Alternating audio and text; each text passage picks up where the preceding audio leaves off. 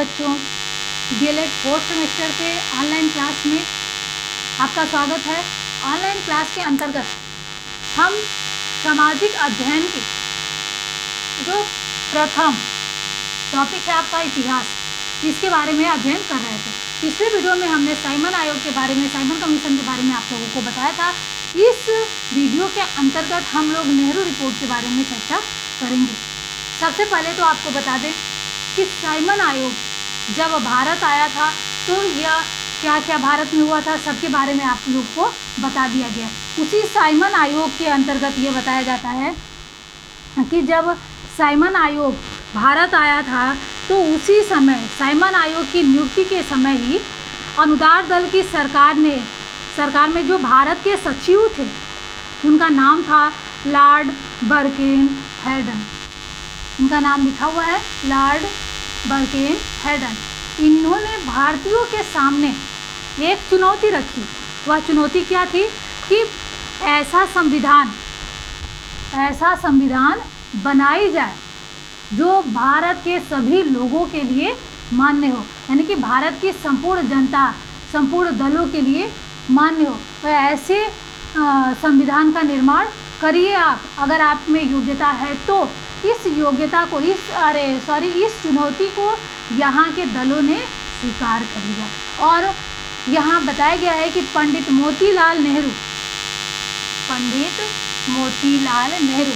की अध्यक्षता में 11 मई 1928 को एक 7 सदस्यीय समिति की स्थापना की गई।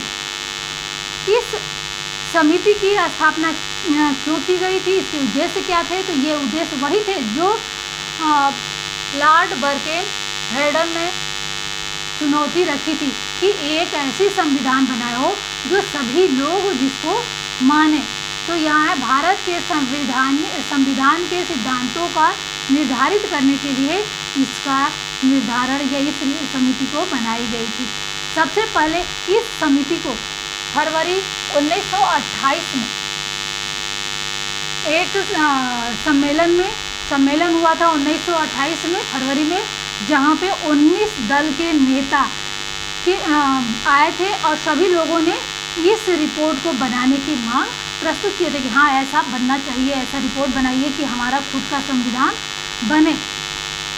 यह संविधान बनाने के लिए संविधान बनाने के लिए सभी लोगों ने बहुत ज़्यादा प्रयत्न किया और यह संविधान जो संवैधानिक अधिकार है वो बनाने के लिए 28 अगस्त 1928 को नेहरू अपनी रिपोर्टों के अनुसार इसको एक प्रारूप बना दिए थे। यह प्रारूप क्या थी, रिपोर्ट की सिफारिश से क्या थी? यहाँ लिखा हुआ है कि भारत को डोमेनियन स्टेट का दर्जा प्रदान किया जाना चाहिए। डोमेनियन स्टेट का अर्थ होता है अधिराज्य, यानी खुद का राज्य। तो भारत को एक डोमेनियन स्टेट का दर्जा दिया जाना आवश्यक है। दूसरा था भारत एक संघ होगा जिसके नियंत्रण में केंद्र में द्विसदनीय विधानमंडल होगा। मंत्रिमंडल सदन के प्रति उत्तरदायी होगा। तीसरा इसमें बताया गया है कि गवर्नर जनरल की स्थिति संवैधानिक मुखिया घर होगी और उसका कोई उत्तरदायित्व नहीं होगा। गवर्नर जनरल की स्थिति बिल्कुल डाउन कर दिया। चौथा इसमें बताया गया है कि सांप्रदायिक आधार पर पृथक निर्वाचन मंडल की मांग को अस्वीकार कर दिया गया है। सांप्रदायिक आधार पर जो मोहम्मद अली जिन्ना द्वारा मांगा जा रहा था कि हम मुस्लिमों को अलग से निर्वाचन मंडल मिलना चाहिए जिसमें दूसरा कोई हस्तक्षेप न कर सके, तो इसके आधार पर जो निर्वाचन मंडल की मांग हो रही थी इसको अस्वीकार कर दिया गया था इस रिपोर्ट के तहत। पांचवा है नागरिकता को परिभाषित करते हुए मूल अधिकार, यानी कि जो हमारे मूल अधिकार हैं इनको प्रतिपादित किया गया था। तो यह थे नेहरू रिपोर्ट की मांग। यहाँ बता दें कि नेहरू रिपोर्ट जो बन के तैयार हुई तो इसको सभी लोगों ने हाथों हाथ लिया, या ऐसा कहा जाए कि सभी लोगों ने इसको स्वीकार किया, लेकिन मोहम्मद अली जिन्ना ने इसको स्वीकार नहीं किया। मोहम्मद अली जिन्ना इसके खिलाफ हो गए। इन्होंने कहा कि ये सिर्फ और सिर्फ कांग्रेस द्वारा हिंदुओं के लिए ही बनाया गया, इसलिए मुस्लिमों को यहाँ पे कोई अधिकार नहीं प्राप्त होता है। तो उन्होंने अलग से एक 14 सूत्री सिद्धांत, एक अलग से रिपोर्ट बनाई थी 14 सूत्री सिद्धांतों को, जिसमें मुस्लिम लीग के द्वारा मुस्लिमों के लिए ख़ास तौर पे मांग की गई थी। इसके बारे में हम अगले वीडियो में आपको बताएंगे। आज के वीडियो में सिर्फ आप नेहरू रिपोर्ट के बारे में ध्यान दीजिए। अगले वीडियो में आप लोगों को 14 सूत्री कार्यक्रमों के बारे में बताया जाएगा जो मोहम्मद अली जिन्ना द्वारा बनाया गया था। वह 14 सूत्री क्या था? कहने का मतलब यह है कि इन्होंने जो यहाँ बता दिया गया सांप्रदायिक आधार पर जिसको अस्वीकार कर दिया गया था, इसी को इन्होंने अलग निर्वाचन मंडल के रूप में मांग की थी।